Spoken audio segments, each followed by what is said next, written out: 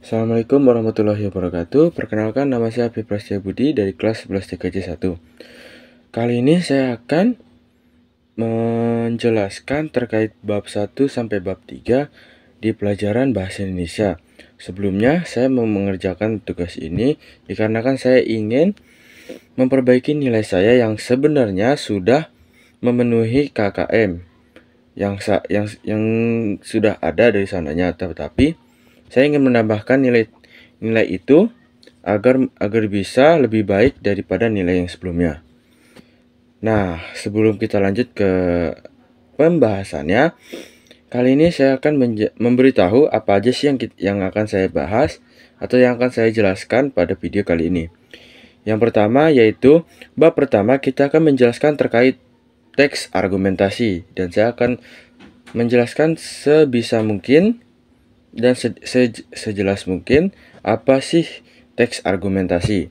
Yang kedua yaitu kita akan menjelaskan terkait teks berita.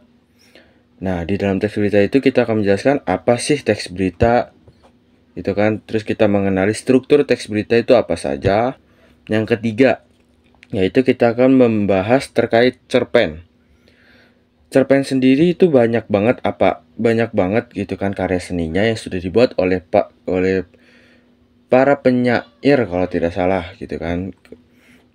Nah gitu, langsung saja kita akan masuk ke materinya. Oke, kali ini saya akan menjelaskan terkait bab pertama yaitu teks argumentasi. Yang akan saya bahas kali ini mungkin hanya beberapa, yaitu terkait pengertian atau apa itu teks argumentasi, lalu ada ciri-cirinya. Kalau begitu langsung saja kita akan masuk ke pembahasan pertama, yaitu apa sih teks argumentasi?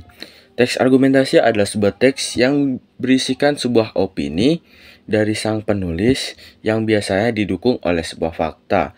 Jadi, semisal kita ingin menyampaikan sesuatu, itu harus sesuai bukti dan memang fakta terjadi. Dan biasanya ini dilakukan oleh para petinggi atau mungkin yang biasanya sering banget debat gitu kan. Nah, pada debat biasanya orang-orang akan mencari tahu atau mencari sumber terlebih dahulu terkait argumen yang akan mereka sampaikan. Lalu yang kedua yaitu kita akan menjelaskan terkait ciri-ciri argumentasi. Yaitu yang pertama, dia bersifat pendapat atau opini, yaitu dari pendapat kita sendiri.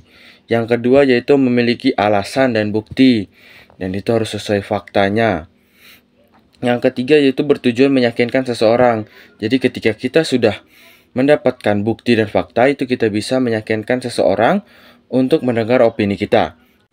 Kali ini saya akan menjelaskan materi kedua yaitu teks berita. Teks berita adalah sebuah teks yang biasanya menyampaikan kabar atau informasi mengenai peristiwa faktual dan aktual kepada masyarakat.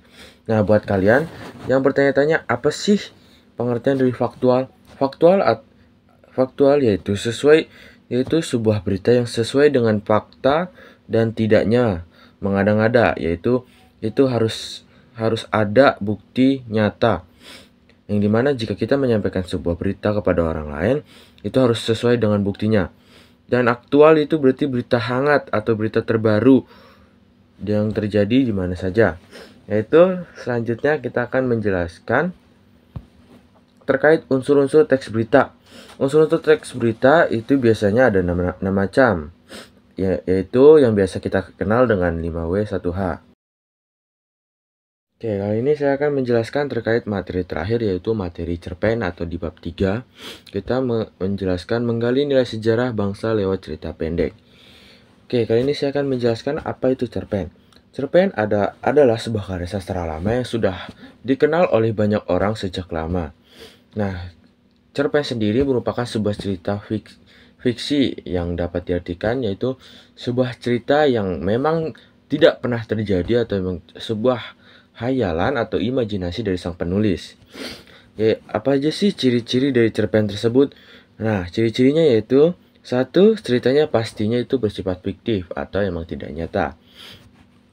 Yang kedua yaitu jumlah katanya itu jumlah kata itu pendek. Yang ketiga yaitu keterbatasan tokoh atau karakter. Biasanya di cerpen hanya ada beberapa tokoh yang biasanya entah itu 1, 2 ataupun 3 karakter saja. Yang keempat yaitu plot twistnya sangat singkat.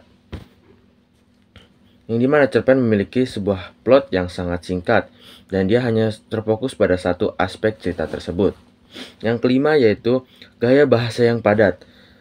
Nah, dalam cerpen biasanya mereka menggunakan gaya bahasa yang padat dan menggunakan sebuah kalimat efektif yang dapat dimengerti oleh orang lain atau dimengerti oleh pembaca. Yang keenam yaitu punya kesan yang mendalam.